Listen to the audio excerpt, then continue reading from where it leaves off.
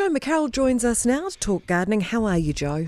I am extremely wonderful. Good to hear. I am looking ahead to summer. I am seeing flowers. I am seeing colour.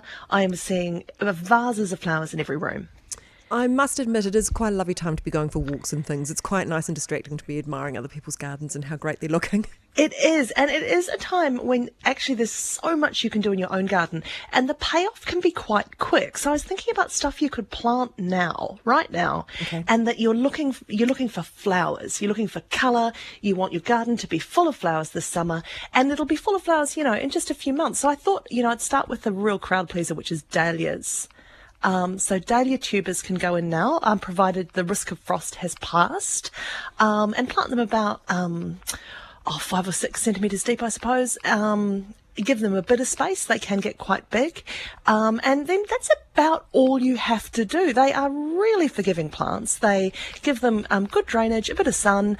With the big varieties, you might want to stake them. And, they're just the flower power of dahlias and the joy they're going to bring you is incalculable. Good payoff. I would say. Yes. Good payoff.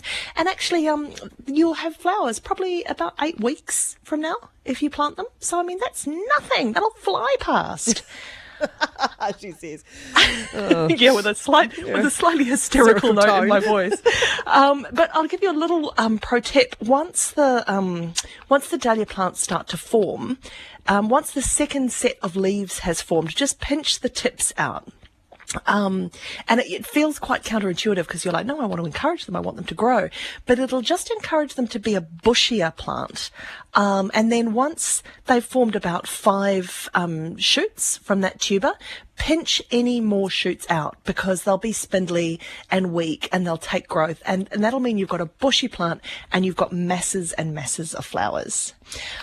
What else have you got on the list, Jo? Oh, what else do I have for colour this summer? So much. Another one that is maybe not perhaps the most, cool flower, but I don't know why, because it is super cool, is gladioli. So you can put the corms in now, and in fact you can put them in until December. And they bloom, the rule of thumb that most people use is they bloom 100 days after you plant them.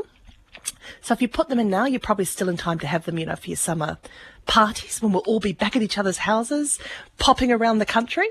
And if you keep putting in a few every, week or so, you'll just have those flowers coming on like a staggered display.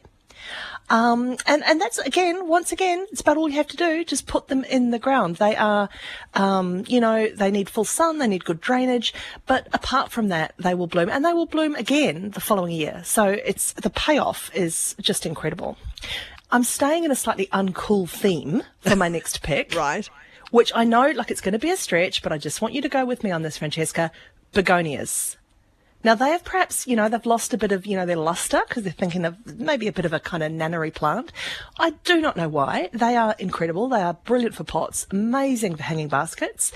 You can have them inside. There are foliage begonias, which are just unbelievably beautiful. If you are an indoor plant grower who loves foliage, check out foliage begonias. They will blow your mind. And you want to get them in pretty quick. The only problem with this is some begonias might be sold out already. Probably a few because you want them in early spring. And they don't like it maybe too hot. So keep them, if they're in pots, they want a bit of light but not full sun, and then, just plant them. That's that simple. Jo, I'm out of time. What were the name of the other 2 things that you were going to suggest? I was going to suggest alströmerias, incredibly easy cut flowers, and why not chuck in some stuff for bees and pollinators like Phacelia and borage and bergamot and alyssum right now. I love it. Thanks so much, Jo. Good to catch up with you. We'll talk next week.